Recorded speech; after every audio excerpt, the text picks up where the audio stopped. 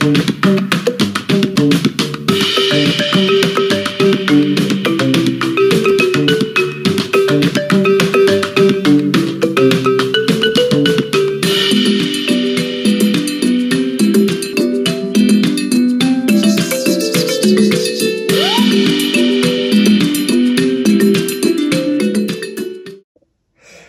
Pierre.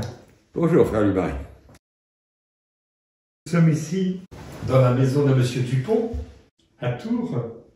Et c'est un monsieur qui nous a ouvert à l'iconographie sous la Sainte Face.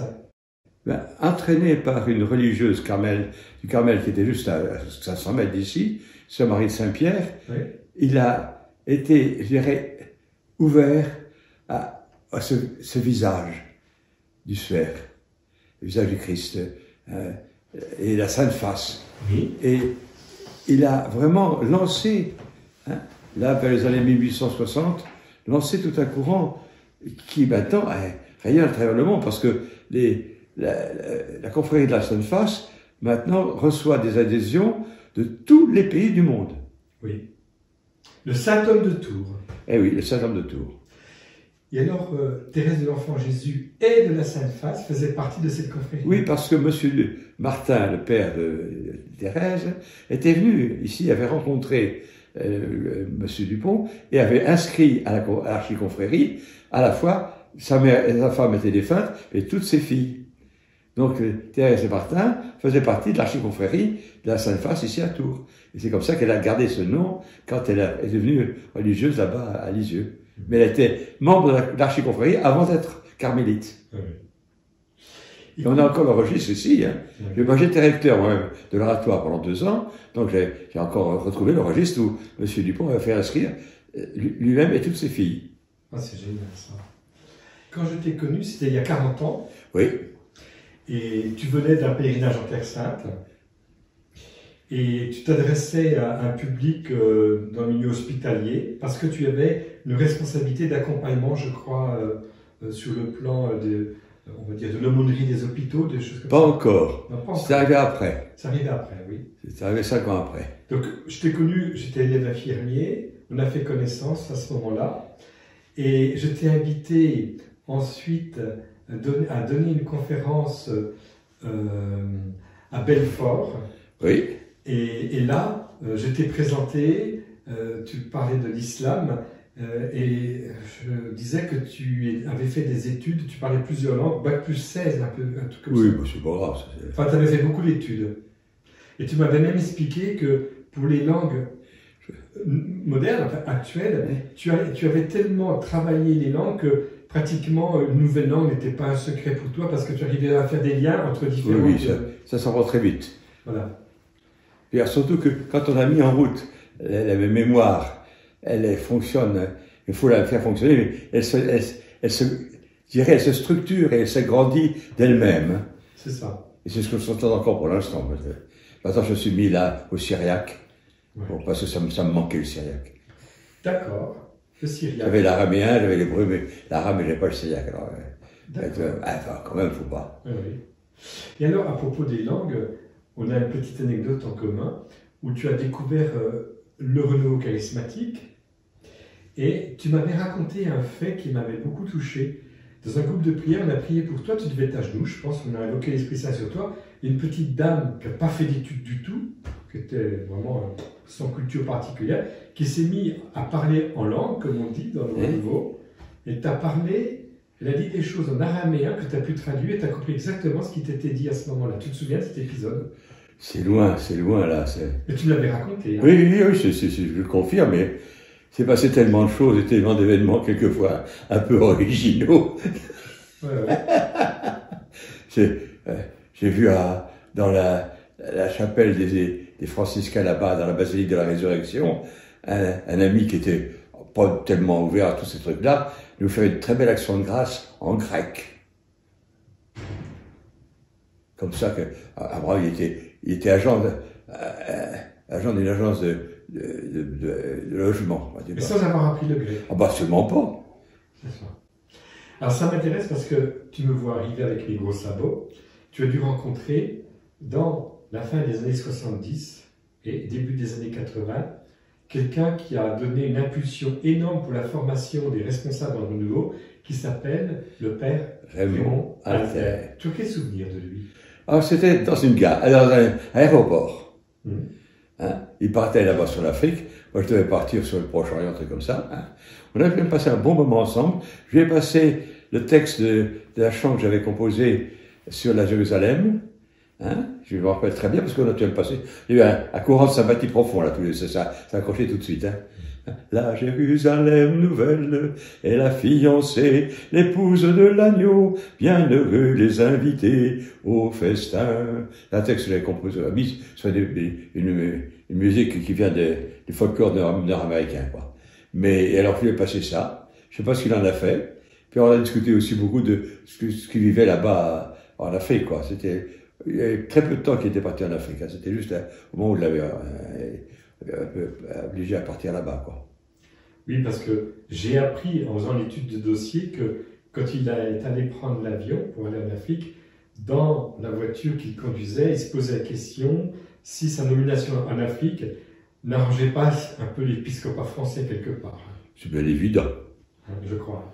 Il n'était pas... Il n'était pas dans la ligne du parti, voilà. Alors que maintenant, ça passe comme une lettre à la boîte. Si, avec le pape François, quand même. Bon. J'attends de voir. Ouais. Là, là, oh là là là là. Parce que ça oblige je dirais, à se convertir. Et la conversion, on ne lui compte pas tellement après. Oui, c'est vrai. Parce que ce que demandait Raymond, c'est ça, c'est quoi? Ce qu'à quoi il nous engageait, c'était vraiment ce chemin de conversion qui prend son temps. D'ailleurs, c'est là-dessus, je pense que Dieu est d'une efficacité d'autant plus grande qu'il prend son temps.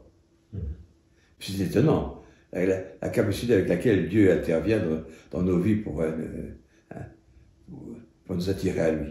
Par petites étapes, des choses étonnantes, hein, auxquelles on ne s'attend pas. Oui, c'est vrai.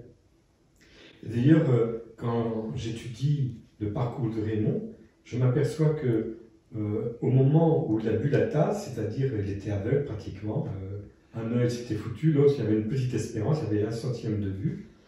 Et c'est à ce moment-là qu'il a accepté, il a dit au Seigneur, mais écoute Seigneur, si tu veux que je sois aveugle et que je ne puisse plus rien faire, et ben je consens. C'est le moment où il a consenti à ne plus pouvoir rien donner, que l'opération a marché et puis qu'il a pu reprendre pied et finalement quitter le diocèse où l'évêque Monseigneur Villeneuve à l'époque de Saint-Dié avait interdit d'exercer son ministère au sein du renouveau charismatique dans le diocèse. Donc il est allé dans le diocèse d'à côté et puis en fait au bout de 2-3 ans il est allé dans le diocèse de Metz et là alors, il a rebondi merveilleusement. Oui, c'est ça qui est, je dirais pas surprenant, mais merveilleux avec le Seigneur, c'est qu'on croit être dans un cul-de-sac, mais si on a la sagesse de continuer à avancer, au bout du cul-de-sac, il y a une avenue. J'ai connu ça plusieurs fois moi, dans ma vie. Hein. J'arrive ici, moi, à 79 ans. Normalement, à 79 ans, hein, t'es bon à mettre à la casse. Hein. Oui, oui. Or, je me trouve en activité, je dirais, comme un prêtre de 30 ans. Hein. Tout à fait. Avec ton ministère particulier qui est unique quand même. Hein. Oui, mais en fait, je me suis aperçu que le Seigneur m'avait préparé depuis déjà une bonne centaine d'années. Hein. Parce que tu es l'exorciste du diocèse. Je suis exorciste depuis maintenant près de 6 ans du diocèse et je suis prolongé là jusqu'au 31 août 2023, voilà. Ouais, jusqu'à mes 90 ans. Oui, oui, oui. Et je reçois de 4 à 10 personnes chaque semaine. Et c'est souvent de l'évangélisation de base. C'est de l'écoute. Et réussir à ce que les gens se libèrent. Et puis, la chance, c'est que beaucoup de situations, je les connais. Donc, il y a quoi un peu intéressant que je n'avais pas encore rencontré ici à Tours, c'est le phénomène d'un défunt qui, ayant à redire quelque chose à ses descendants, hein, a investi une de ses petites filles. C'est assez bizarre. Bon, c'est un phénomène, on trouve pas ça tous les jours. Mais heureusement que j'étais assez au courant de ce phénomène-là, que j'étudie depuis une soixantaine d'années. Bon, ça ne surprend pas. Bon, ça surprend quelquefois mes amis prêtres, parce que évidemment, j'ai pas le même regard qu'eux sur ces réalités invisibles. Bon, c'est comme ça, là. Le dernier congrès à Lyon sur l'exorcisme, on m'avait demandé de témoigner. Bon, on va peut-être même organiser le prochain congrès sur les sujets que j'avais proposés, parce qu'ils se sont aperçus que c'est un sujet qu'on n'avait pas assez travaillé, ça. Oui, c'est ça. Parce que le monde invisible, finalement, il essaie de se montrer aussi, le monde invisible. Ceux qui sont dans le monde invisible, ils essayent d'être pris en charge par le monde visible, pas ceux qui sont sur Terre. On ne disparaît pas. Oui. On ne disparaît pas. Hein. Et ce qui n'a pas pu être mis en place pendant qu'on est encore dans la Terre, enfin sur Terre, il faut arriver à le mettre en place après. Oui. Ici, à une ville pas tellement loin de Tours, il faut rester discret, hein, un père de famille qui avait été foutu à la porte de sa maison, avec eu 6 ans tout seul dans un studio où il s'ennuyait comme un pauvre vieux, hein, s'était pendu il y a 1 an, sans être vraiment réconcilié avec son fils. Bon, alors c'est assez compliqué, je ne vais pas te raconter tout ça, mais quelquefois c'est des jeux de piste. Hein. Et c'est manifesté pour vivre la réconciliation.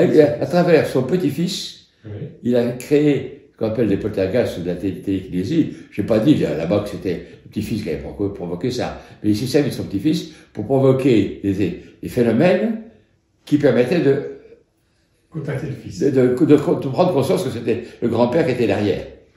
Et pouvoir se réconcilier avec son fils. J'ai fait parler le fils, qui a reconnu qu'il s'était conduit un peu comme un salopard. Hein. Bon, on l'a pris ensemble pour le papa. Je lui ai demandé de faire un beau portrait, une bonne photo de son père, de le mettre dans un cadre dans sa chambre. Puis un petit peu, on l'a prié pour le papa. Oui. Puis c'est réglé. Et ça a été réglé. Oui. J'ai lu un autre cas, etc. Il y a des cas qui étaient tragiques, d'enfants qui étaient noyés dans un bief là, au long du Cher. Et les enfants de 5 à 10 ans, hein, eux, on les voit et les entendent. Ça, c'est évident. J'ai 50 témoignages de ça. Ils se manifestent, quoi. Il y a de tout. Il faut raconter.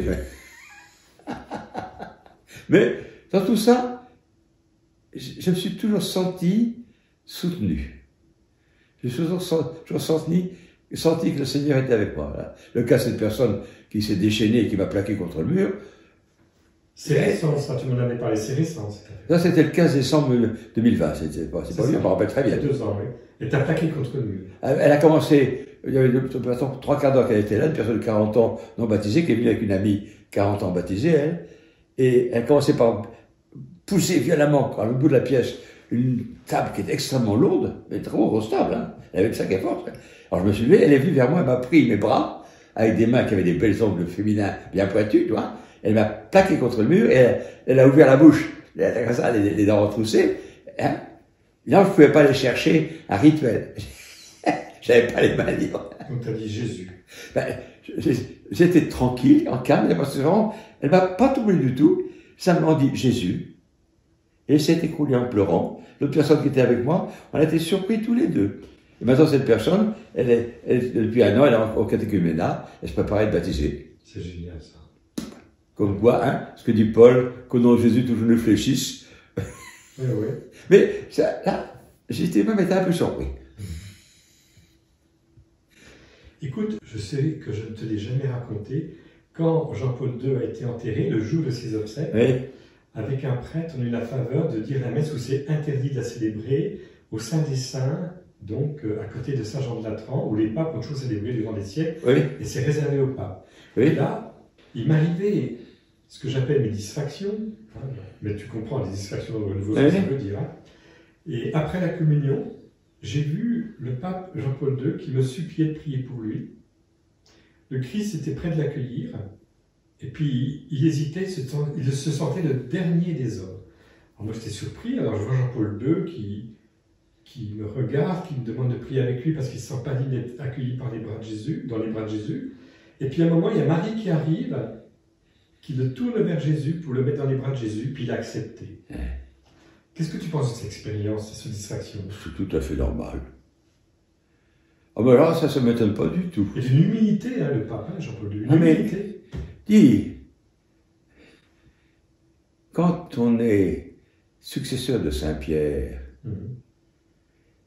on reçoit une présence active de l'Esprit Saint qui n'est pas tout à fait en dose habituelle, Ouais. pour parler en termes simples. Donc ça te rend humble. Et il est bien évident que les papes, les pauvres, compte tenu de ce... c'est bien évident que si Dieu n'y mettait pas un peu d'accélérateur, un peu de tigre dans leur moteur, ça ne marcherait pas, voyons. Ouais,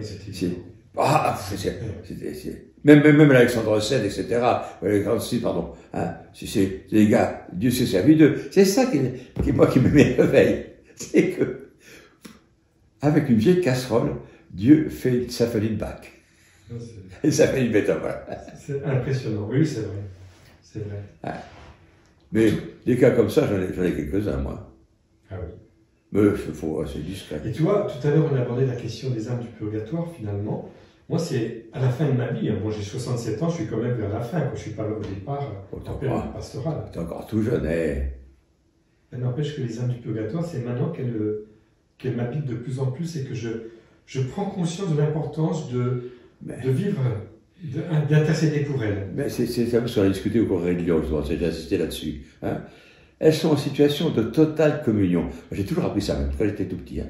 C'est-à-dire qu'elles peuvent nous aider, elles ont besoin qu'on les aide. Voilà. Elles sont en situation de totale communion. Et elles sont beaucoup plus, je dirais, attentives à ce que nous vivons que n'importe qui. Hein, j'ai encore discuté ça avec la personne une des deux que j'ai reçues, une des trois que j'ai reçues hier. Hein. Elle était toute étonnée que je lui demande de prier là. Hein. Là, c'était son premier mari, et puis ses frères. Mais on n'imagine pas.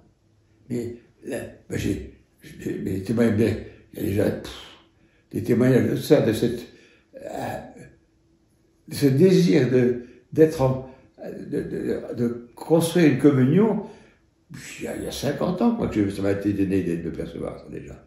Un peu c'est ça qui m'a aidé. Ah, ça, c'est quelqu'un qui apparemment était un peu original, c'est Hélène Bouvier. Tu as peut-être entendu parler d'elle, c'était une personne qui avait le soutien inconditionnel du Padre Pio et qui, en fait, accueillait des gens pour les aider justement à vivre les deuils, en les mettant en lien avec les défunts. Mais le nombre de personnes qu'elle a conduites même vers Dieu, qui étaient incroyables, moi j'ai vu des francs-maçons notoires qu'elle a conduits vers Dieu, etc. Elle faisait un travail énorme. Hein. Vivant dans la prière et le jeûne, enfin, avec une vie d'ascèse énorme. Hein. Sacré Bouvier. Donc elle m'a plu. Puis alors, il y a aussi il y a eu toute l'expérience au Maroc. Oui, tu m'en avais parlé. Hein. Ça, où là, je me suis trouvé vraiment face aux manifestations des forces du mal, de façon claire et évidente.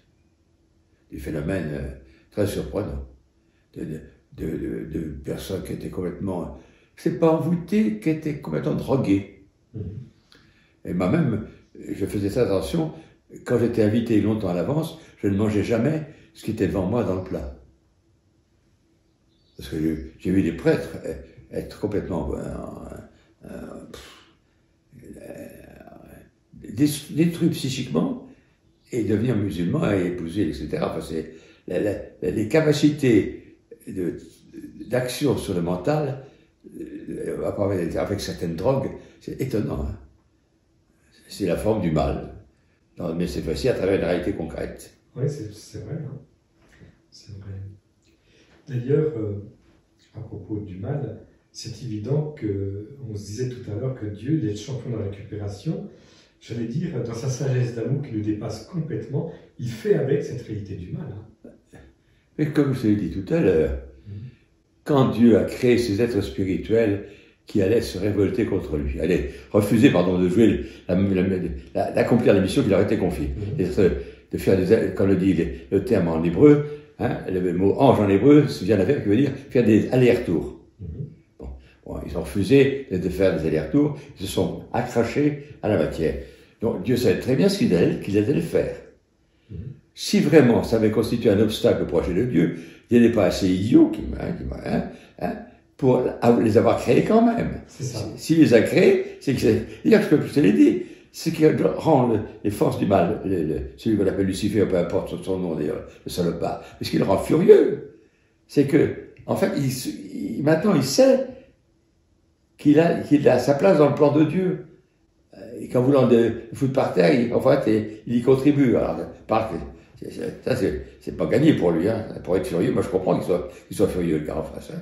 Oui. Et moi j'aime bien que tu dis ça parce que, bon, je l'évoquais tout à l'heure, on va avoir les élections, et je ne supporte pas qu'on puisse médire sur quelqu'un. Parce que je me dis, médire sur une personne, d'abord c'est pas reconnaître le talent caché qui est en elle, même si il est entouré de réalités qui sont négatives, mais il y a toujours une bénédiction associée à chaque être humain, image et ressemblance de Dieu. C'est d'accord, hein? C'est bien évident, voyons. Il y a un amour particulier de Dieu pour chacun de nous. Hein, c'est une des formes de l'ange. Et on l'appelle gardien ou pas, ça m'est égal, moi. Hein, mais il y a chacun de nous est l'objet d'une attention particulière de Dieu. Bon, alors... Dans la liturgie orientale, la prière pour le responsable, on va dire... Ah ben non, le responsable politique, évidemment. Mais Saint-Pierre le dit... Reprises, hein. Oui, mais c'est bien évident, voyons. Ouais, ça fait partie de... Et j'ai découvert dans un apophthegme des pères un passage qui m'a beaucoup plu. Parce que, bon, je suis passé par un père du désert, un point un peu bizarre, qui avait rédigé un Nouveau Testament avec une écriture spéciale sur les parchemins, un livre qui était un truc ultra précieux. Et il y a un autre moine qui lui avait volé et qui cherchait à le vendre chez Et alors, l'acheteur est venu trouver là-bas pour lui demander que ça vaut combien ce livre-là. Et là-bas n'a pas dit qu'il avait été volé. Il n'a rien dit, il a seulement répondu tranquillement. Et en apprenant que là-bas n'avait rien dit, hein, celui qui avait volé le livre, ah non, je ne peux pas le vendre, et il l'a ramené au père. Enfin, même là, le gars était assez plein de l'amour de Dieu pour ne pas dire ce livre, c'est le mien qui m'a été volé. Ça, moi, j'aurais pas fait. Non, c'est clair. Hein. Ça, voilà. Pour moi, c'est ça l'amour de Dieu, tu vois. Respecter l'autre, même quand ça te fait très mal, parce que c'est un livre qu'il avait mis tout son... Tu sais qu'on a des anecdotes avec Thérèse de Lisieux étonnantes. Par exemple, cette sœur qui faisait la comédie devant les fleurs, qui, soi-disant, la faisait tomber dans les pommes. Thérèse de Lisieux lui présente des fleurs en tissu ou en papier, bien imitées, des roses. Elle va vers elle et dit « Vous avez vu comment on imite bien les roses ?» Donc, en lui présentant exactement ce que c'est, elle empêchait la sœur de tomber dans son mauvais penchant, quoi. Elle prévenait, on peut dire de certaine manière. C'est ça l'amour.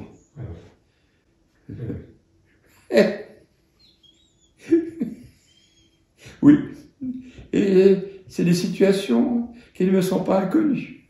Et moi, ce que j'ai bien aimé chez toi, tu vois, on se connaît depuis 40 ans, hein, donc on a fait quand même un bon parcours ensemble, c'est que tu as une capacité d'intégrer les différentes cultures, les différentes sensibilités religieuses, époustouflant. Je me souviendrai, quand j'étais à Neuilly, dans ma chambre de bonne, un jour tu m'as dit « Mais Jean-Louis, les bras de Dieu sont partout dans le monde entier. » Ils traînent le monde entier. Tu te souviens, tu m'avais dit ça. Je me demandais bien où j'allais atterrir, mais je ne t'inquiète pas, partout. Tu vas la lier. Quelle que soit la direction que tu prends, Dieu est au bout. Oui, c'est ça. Sinon, la création n'aurait pas de sens, voyons. Si vraiment il avait fallu que tout le monde soit chrétien pour que se réalise le projet de Dieu, là, le projet, il a loupé. Donc, et moi, comme j'ai la tranquille certitude que Dieu ne peut pas rater son truc, hein, c'est comme ça que ça doit avancer, puis c'est tout. Tu as eu du petit lait avec le pape François à ce niveau-là, hein, parce que lui, il a vraiment ouvert les perspectives. C'est comme l'histoire des limbes. Quand on pense que, j'étais aumônier des sages-femmes pendant pas mal d'années, et quand on pense que jusqu'à une période récente, la moitié des enfants mouraient avant l'âge de raison. Bon. Donc ça veut dire que la moitié de l'humanité se trouvait dans cet univers qu'on appelle les limbes, où on vit éternellement sans rien faire. C'est passionnant, hein. Un Dieu qui aurait créé l'homme pour en foutre la moitié au dépotoir, c'est même une drôle d'idée de Dieu, quand même. Merde, quoi. Ah non, là, je me fâche. Hein. Donc les théologiens, peut-être qu'ils n'avaient pas conscience que c'était la moitié de l'humanité qui était dans ce dépotoir. Merde, quoi. Un peu sérieux. Voyons, respectez Dieu, s'il vous plaît, messieurs. Hein? Oh. Le bon sens, quoi. De ne pas attribuer à Dieu un acte qui est complètement aberrant. C'est évident. Je ne vois pas quel intérêt aurait Dieu, même que sa créature. Enfin, c'est un raisonnement que tu entends déjà. Jésus nous dit que Dieu est meilleur que tous les pères. Je transpose. Dieu est meilleur que tous les ingénieurs. Quel est l'ingénieur qui, après avoir créé l'univers tant qu'il est, d'accord, il a quelquefois des petites difficultés de fonctionnement, d'accord, comme toutes les machines. Hein, bon, se réjouirait que cet univers devienne de la cendre et devienne brûlé par le feu. Bah, quel intérêt aurait eu Dieu de créer un univers simplement pour qu'il devienne de la cendre? Si ça au feu éternel, ça va pas, les enfants. Hein. Oui. C'est pour ça que, pour revenir à Raymond Alter, il était vraiment clair là-dessus en disant, mais toutes ces prophéties de malheur, etc., on se fait du copier-coller, on répète, on fait peur, ça ne vient pas de Dieu, on fait porter à la Sainte Vierge des tas de choses que n'a jamais dites. Et surtout, il dit, qu'est-ce qui va faire revenir le retour de Jésus en gloire? Qu'est-ce qui va faire revenir? C'est l'amour. Oui. C'est l'amour qui va attirer Jésus dans son retour en gloire dans le monde. Il faut l'attendre, puis attendre. Même lui dire qu'on voudrait bien qu'il vienne. Moi, maintenant, de plus en plus, je lui dis qu'il voudrait bien qu'il vienne. D'autant que je pense clairement que, ça y est, le temps des nations est terminé. Je t'ai peut-être raconté Paul VI. Le 6 septembre 1965. C'est ça, tu m'avais dit une fois. Ça, j'en ai frémi. Paul VI disant, je suis comme le messager qui arrive au terme d'une longue-route, voici que je me retrouve enfin devant vous, qui êtes les nations. Hein. Ouais. Depuis qu'il nous a dit. Tu m'as dit ça il y a 35 ans. Oh oui, mais faut dire que j'ai entendu en direct le sermon, hein, le discours de Paul VI à l'ONU, et crois-moi, sur le coup, c'était en français, donc là on comprenait bien, Paul VI lui-même parlait français, là. Oui. C'était à l'époque où le français était la langue diplomatique officielle du Vatican.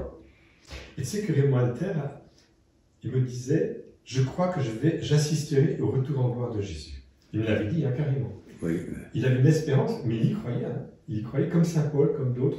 Il était dans cet état d'esprit, il pensait que Jésus va revenir en gloire et qu'il y assisterait. C'est fort, ça. Hein. Il y a un événement dont je ne peux pas parler, c'est pas la peine, mais qui sera le signe, mais il n'est pas encore fait, l'événement. Il y a encore un événement qui manque. Oui. Mais ça, c'est autre chose. Ça, c'est c'est mon truc à moi, ça. Oui, oui. Mais non, il y a les deux événements sont déjà réalisés. La bonne nouvelle apportée à toutes les nations, là-bas par l'ONU, le fait que Jérusalem soit redevenue une terre juive 7 juin 1967, hein, Luc 22-24, hein, et Jérusalem sera foulée aux pieds par les nations jusqu'à ce que soit accompli le temps des nations. 7 juin 1967, la vieille ville de Jérusalem redevenait juive. Voilà. Surtout que quelques années auparavant, voilà, à Jérusalem, j'avais vécu Tisha B'Av, l'anniversaire de la destruction du temple, avec des rabbins polonais là, au sommet du tombeau de David. Au Cénacle. Au sud du Cénacle, oui. Au sud du Cénacle. Adonai Eloheinu. C'était terrible. Et avec la casquette, les rabbins polonais, tu sais.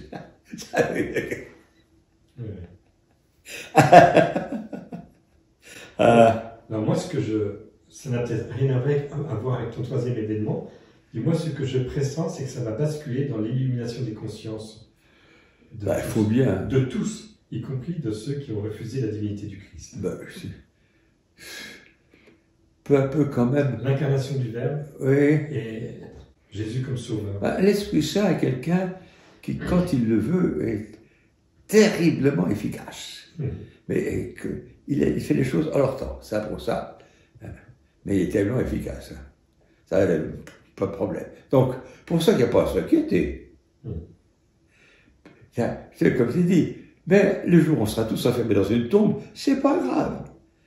Dieu sera bien obligé de nous ressusciter, c'est tout. Et ça, c'est récurrent chez toi depuis 40 ans. C'est quand même pas banal de parler avec quelqu'un qui t'a accompagné durant 40 ans. C'est quand même pas banal. C'est vrai, c'est pas courant. C'est pas courant. Et ça, je retiens ça de toi. Dieu sait s'il y a eu des épisodes, et puis c'était pas évident. J'ai bouffé de la vache enragée, Oui, t'en as bavé un petit peu. J'en ai bavé, hein. Et toi, toujours, c'est récurrent. Mais enfin, tout est dans les mains de Dieu.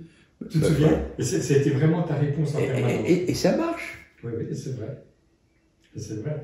Et avec une précision fulgurante, parce que me retrouver à travailler pour le dossier en vue d'une béatification d'un confrère marianiste que toi tu as connu, le Père Raymond Alter, et donc d'être au centre d'un message essentiel, parce que Raymond portait un message très très fort, pas seulement pour le renouveau charismatique, mais pour le monde entier, parce qu'il est le seul à faire le grand écart entre l'action catholique ouvrière de son temps, les années 60, et le renouveau. Je ne connais aucun autre comme lui. Hein. Oui, c'est vrai. Et lui, il tenait les deux ensemble. Il avait une approche sociétale, politique, économique. De temps en temps, quand même, l'Esprit Saint réussit à faire quelque chose de correct. Et tu t'es rendu compte que Raymond Alter, avec cette approche globale, tu en avais conscience déjà? Ah oui, ça sent, qu'est-ce que tu fous de moi? Ah ouais. Il y a des... C'est ça un peu qui déroute d'ailleurs les gens que j'accueille comme exorcistes, c'est que je les vois. Non pas le visage, mais ce qui est derrière. C'est ça qui les déroute d'ailleurs. Parce que quelquefois, je leur dis... Tu vois ce qu'il y a derrière le rideau? Ah, voyons. Ah oui. C'est comme ça qu'on les aide. C'est comme dans la confession, moi, ce même phénomène. J'écoute pas ce que la personne me dit essentiellement, mais ce que l'Esprit Saint me dit. Alors, ce qu'il faut, c'est être discret. Parce que quelquefois, les gens... Alors, j'ai vu des cas, dans la confession, où je dis à la personne, je sais pourquoi vous venez, mais c'est à vous de me le dire. C'était des cas assez délicats, hein, et je me suis rendu compte que dans ces cas-là, la personne est blessée si on lui dit. Mais je la rassurais, je dis, ne t'inquiète pas, je sais pourquoi vous venez, mais c'est à vous de me le dire. Et ça rassure les gens, puis c'était exactement ce que j'avais pas de problème, peu importe, il faut être délicat parce que c'est le sujet très délicat. Ce que j'ai aussi découvert comme exorciste, c'est ça, c'est aider les gens simplement, peu à peu, à découvrir toute la mémoire du corps, tout ce qui est inscrit dans leur corps et que la tête a perdu. Et qui fait qu'il y a un déséquilibre, qu'il y a une partie du corps qui se porte mal parce qu'elle ressent des situations que la tête a oubliées. J'ai eu plusieurs cas comme ça, des mémoires du corps. Alors, il faut tout doucement aider la personne à reconnecter corps et esprit.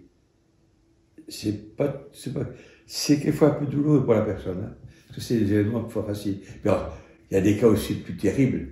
J'en ai un pour l'instant, hein, d'un prêtre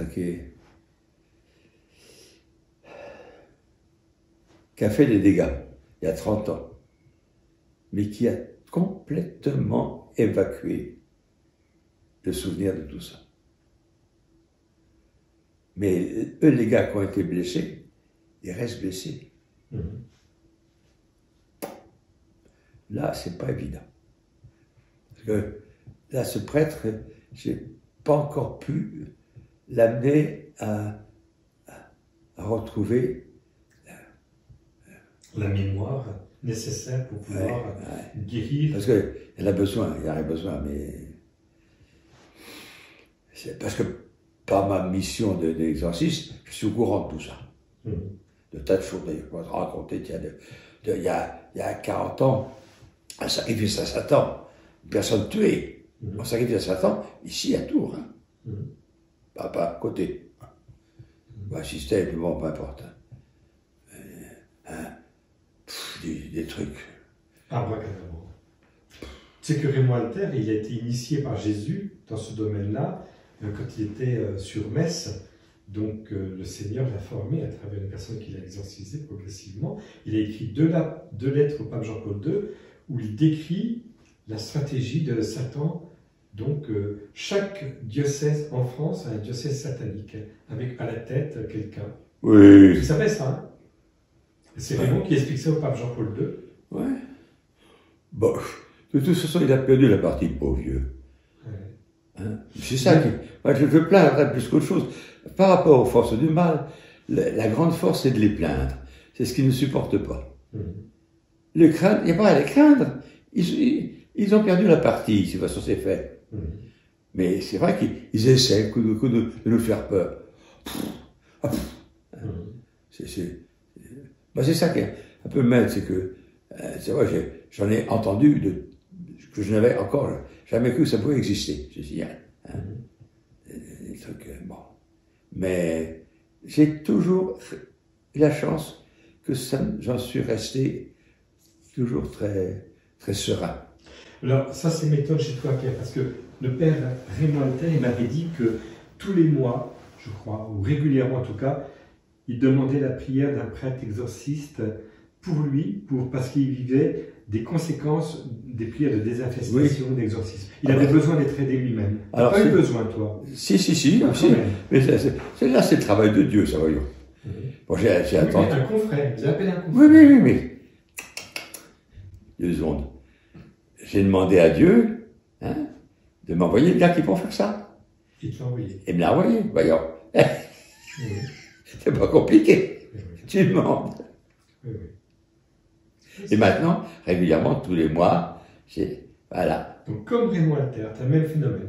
Tu demandes l'aide de quelqu'un extérieur qui aide. Puis alors, dès le départ, quand j'ai eu la fonction, j'ai constitué une petite équipe de réflexion avec un ami psychiatre que je connaissais depuis 30 ans, depuis 1987, c'est pas mal, hein, c'est un peu moins que toi. Mais, et dès que j'étais arrivé à Tours, on m'avait demandé de l'accompagner, qu'ensuite était diacre, était maintenant à la retraite, donc, et puis un chrétien solide, bon. Et puis une infirmière psychiatrique, alors à la retraite, et puis une femme de diacre. Avec moi, là, j'ai mon équipe, avec qui je fais le point. Parce que Lucas, le phénomène de sacrifice à Satan, ça, je n'ai même pas parlé, j'en ai référé directement à l'archevêque, ça. En sortant de la consultation avec la personne qui m'a parlé de tout ça, je suis allé directement chez l'archevêque, et c'est l'archevêque qui a récupéré tous les documents. Je n'ai rien, parce que j'ai presque 600 dossiers, hein. Ils sont invraisemblables. Liés à ces problèmes-là? Oh, de toutes sortes de problèmes, de tous ordres. Parce que je garde un dossier sur chaque personne. Ils s'amusent. Par rapport à la puissance de Dieu, c'est de la rigolade. Ils s'amusent, les gars. Ils jouent à le faire peur, tu parles. N'empêche que le père Jean d'Aiguebel, dont on avait beaucoup parlé dès le début, il y a 40 ans, tu m'avais même dit que tu avais eu beaucoup de fidèles qui l'accompagnaient, qui sont venus chez toi, en fait, curieusement. Le père Jean m'avait dit que dans son temps d'ermitage, il avait eu une lutte physique avec Satan. Oui. Il m'avait expliqué ça. Et le père Alter a expliqué en privé que le fameux accident qu'il a eu, quelqu'un l'a poussé dans un trou. Il n'est pas tombé comme ça. C'est bien évident. Avec une grosse violence. Il a été poussé dans un trou. Et j'ai aussi le fondateur d'une communauté nouvelle à Lyon qui vit toujours, les mariés, comment il s'appelle, il a un nom un peu compliqué. Mais n'empêche que je tiens de Monseigneur Maurice Bouvier, qui était postulateur de la cause Charles-Foucault, avocat du diable de Barthes Robin, et à la signature apostolique à Rome, qui a fait un pèlerinage, etc., m'a assuré, et je suis d'accord avec lui, les forces du mal n'ont pas pouvoir direct sur la matière. Elles ont pouvoir indirect à travers les personnes humaines. Ça, c'est important à bien savoir. Tout ce qui est action violente passe par un individu humain, mais n'est pas l'œuvre directe de Dieu sur l'homme. Sauf des trucs d'imagination, c'est autre chose. Mais le père Jean, qui parle de la lutte physique avec le diable, il a été en contact avec quelqu'un qui était possédé par Satan, qui s'est battu avec lui, c'est ça, alors. Et de même, Raymond Alter, quand tu étais projeté dans un trou. Oui, mais la personne qui m'a comme ça, c'est manifestement, elle était possédée, il n'y a pas de problème. Oui. C'est-à-dire, après. Je suis content que tu me dises ça parce que Raymond avait un ami psychiatre à Paris, qui est décédé depuis, et il lui disait qu'il avait vu Satan rentrer dans le métro à à travers un homme. J'ai vu Satan, c'était Satan. Et en fait, le support de Satan, c'était un être humain concret. Ben oui. Ah mais ces êtres spirituels investissent un corps humain, ça c'est tout à fait évident. Oui, oui. De même, quand il était au Canada, il traversait un pont, puis Satan a essayé de le faire basculer sur la balustrade pour le tuer, quoi, du haut du pont. Je pense que le support de cette expérience que Raymond a faite, Raymond Alter, c'était quelqu'un d'humain. Oui. Maintenant, je comprends mieux. Maintenant, ce que tu me dis, ça m'éclaire pas mal. Ah ben, je tiens ça du Maurice Bouvier, qui est décédé maintenant. En tant que Saint Malachin m'a appris que les canonisations et les béatifications, c'est pas article de foi. Oui. Ben, non.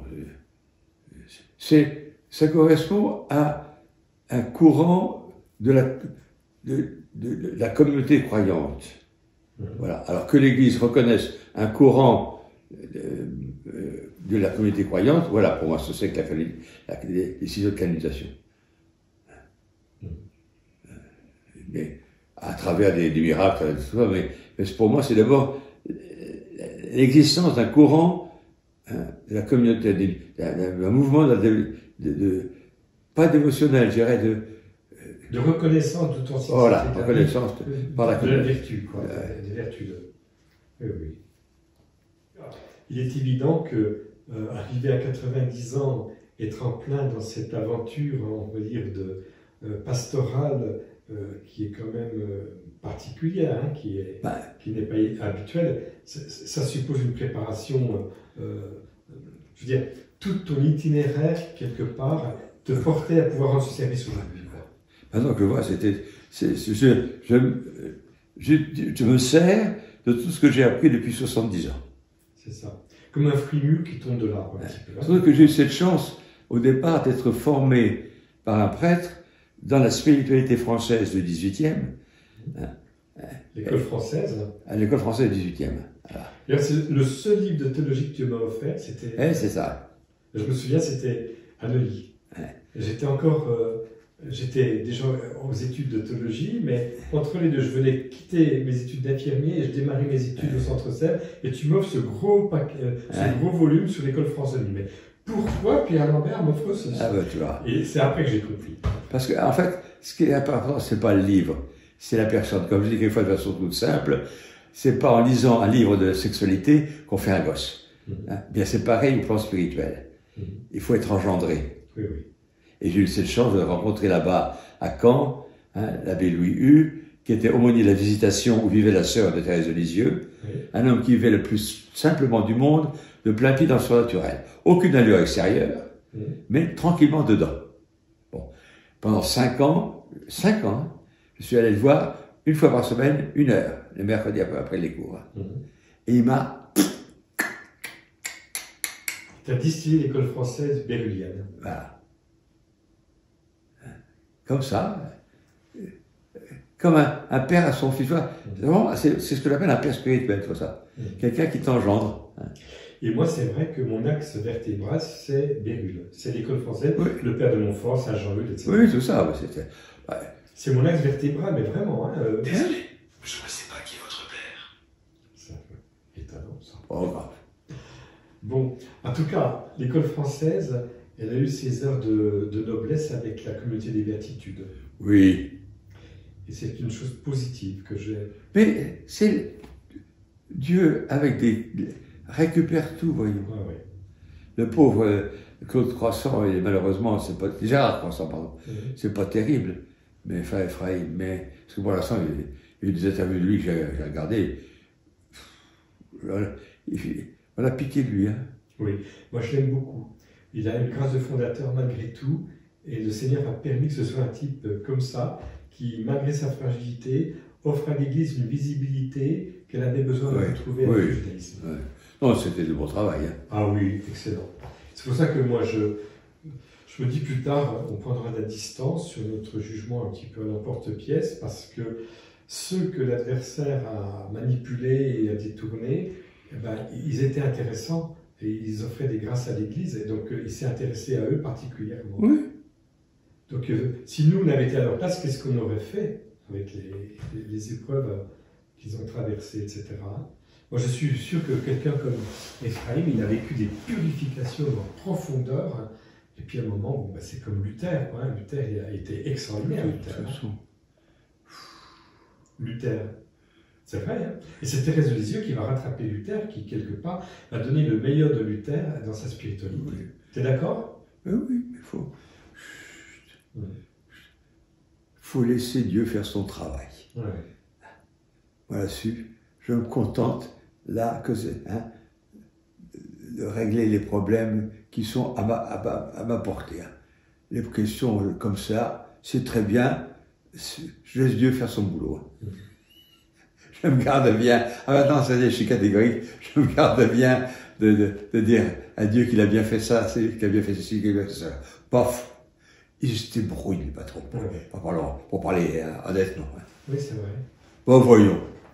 Et finalement, Pierre, en t'écoutant ce soir, je refais du lien avec beaucoup de choses qu'on a partagées sur l'adoration eucharistique, sur Charles de Foucault, tout ça. Toi, tu étais un passionné de l'adoration. Tu te souviens qu'en étant la vie, quand tu m'avais invité dans ton presbytère, tu m'avais pris des temps d'adoration eucharistique. Tu te souviens de la petite chapelle, tout ça.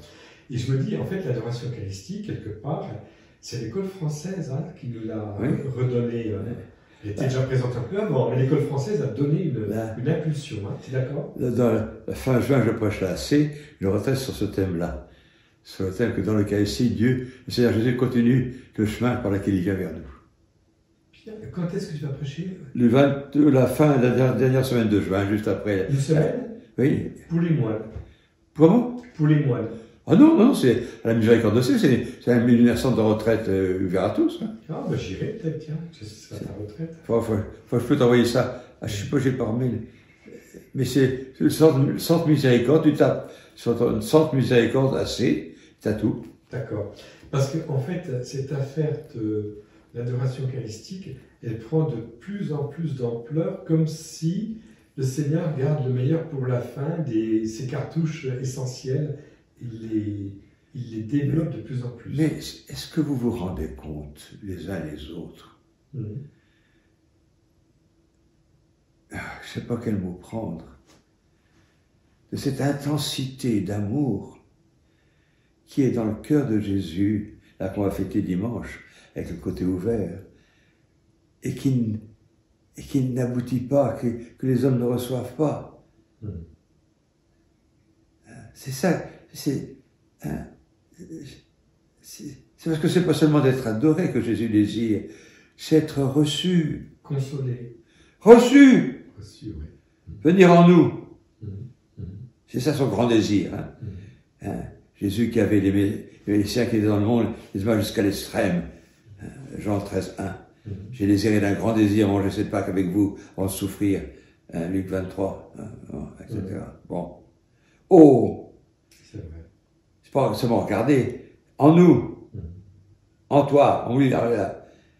C'est ça qu'il veut, lui. Il n'a pas dit prenez à regarder. Il dit prenez manger. Hein. Oh. Et ça, c'est... S'il vous plaît. Oui. Et d'ailleurs, je repense à tes communions durant le Ramadan, où tu jeûnais toute la journée, puis le soir, tu célébrais l'Eucharistie avant de manger, et tu me disais que tu entrais dans une saveur du pain eucharistique. Ben oui, mon corps avait faim du corps du Christ. Je me souviens, tu m'avais raconté ça, oui. Hein? Et j'ai redécouvert le sens du jeûne eucharistique. Oui. Faire en sorte que, par mon corps, je me sente en lien avec le Christ. Je ne suis pas en lien seulement avec mon esprit et mon âme, je suis en lien avec le Christ, avec mon corps. J'avais faim, là. Ça m'avait frappé quand tu m'avais donné ton témoignage. Voilà. C'était au Maroc, ça, hein?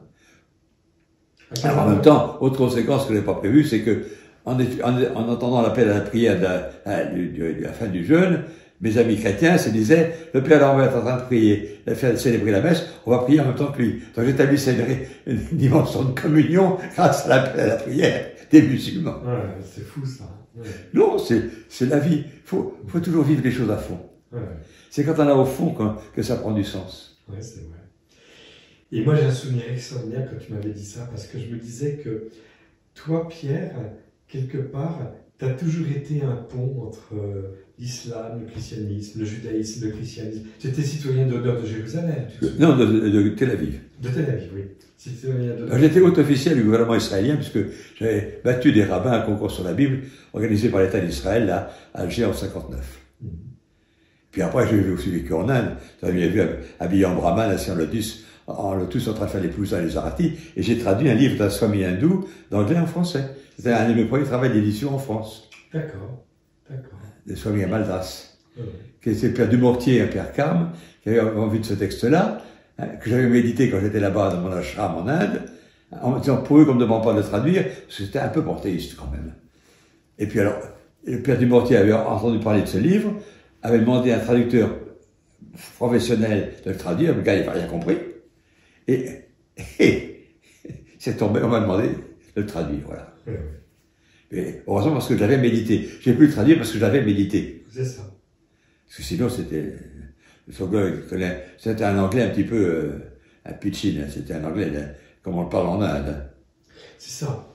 Et puis alors, ce qui est étonnant aussi, c'est que avec les musulmans qui venaient te voir, que tu accompagnais, en fait, tu étais tellement intégré que tu pouvais aller prier dans la mosquée et être avec eux. Oui, ils viennent le saluer, moi. Hein? J'ai vu dans les rues, pendant la grande nuit de prière à la fin du Ramadan à Fès, je descendais dans la ville, il y avait une ville, les policiers gardaient la foule pour laisser passer. Et je rentrais dans la grande mosquée de Karaouine, les étudiants avaient me baiser la main. Oui, c'est ça. Ça serait plus possible aujourd'hui, ça non. C'est plus possible aujourd'hui, mais ils vivaient une paternité de ta part vis-à-vis d'eux. Sur le plan spirituel, c'était évident. Ils ne pouvaient pas l'avouer, ils ne pouvaient pas le concrétiser comme nous, on l'attendrait aujourd'hui. C'était raconté 2 ans après mon départ de Fès, en 79, un couple d'amis a voyagé là-bas à Fès, et le soir, a abordé, mes amis ont abordé un couple marocain. Et le Français a dit au Marocain, j'avais un ami qui était professeur ici en sciences économiques, Monsieur Lambert. Et le Marocain a dit, ah non, le père Lambert. Et le Marocain a dit à mon ami français, je ne l'ai pas eu comme professeur, mais qu'est-ce qu'il a fait comme publicité pour les chrétiens? Voilà.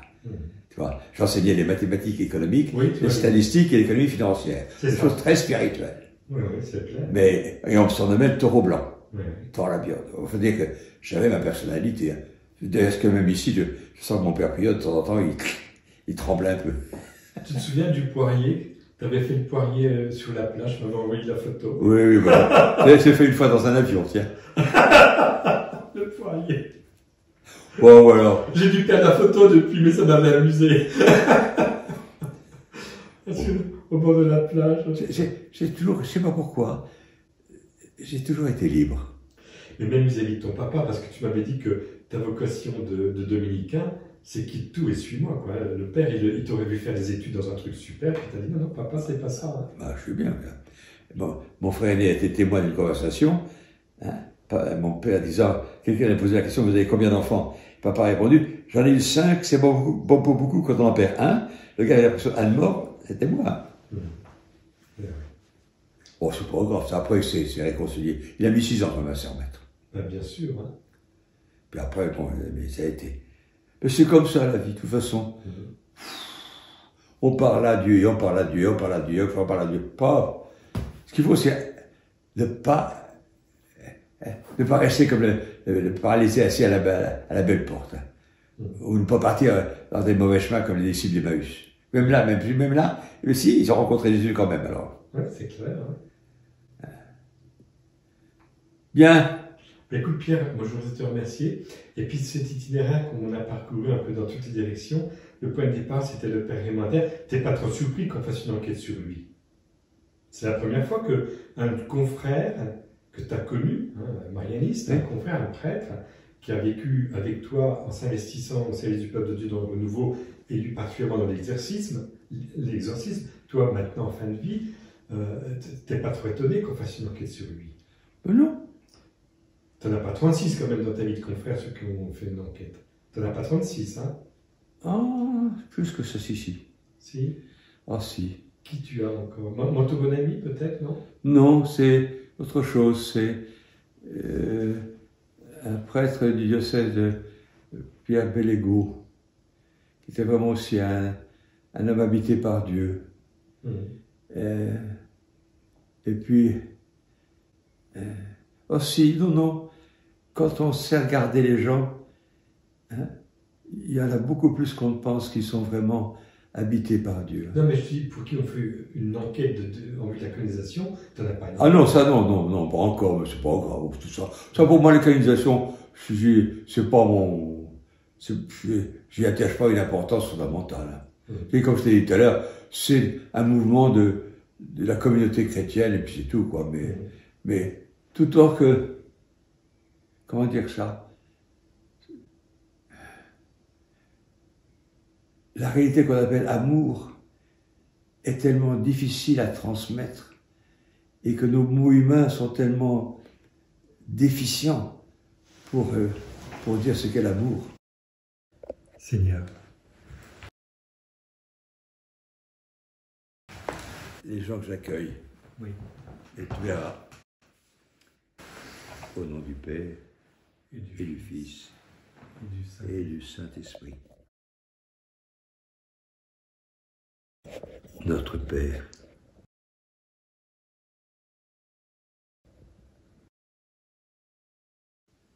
qui es aux cieux, que ton nom soit sanctifié,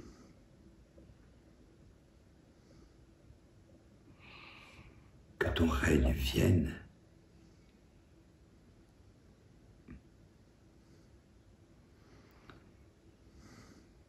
que ta volonté soit faite sur la terre comme au ciel.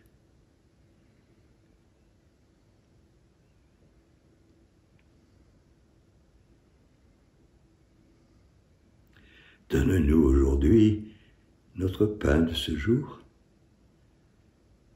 Pardonne-nous nos offenses, comme nous pardonnons aussi à ceux qui nous ont offensés. Et ne nous laisse pas entrer en tentation, mais délivre-nous du mal.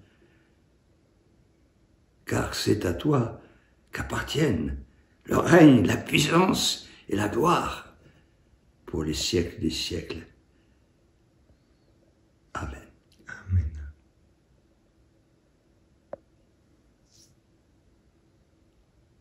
Que Dieu Tout-Puissant nous montre sa miséricorde. Par la mort et la résurrection de son Fils Jésus, il nous a réconciliés avec lui.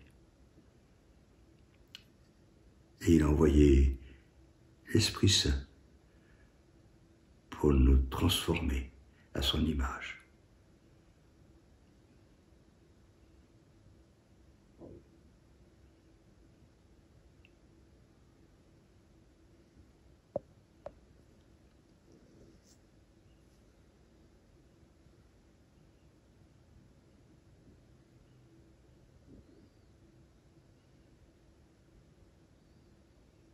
Seigneur Jésus, viens. Au nom du Père et du Fils et du Saint-Esprit. Amen. Amen. Merci Pierre.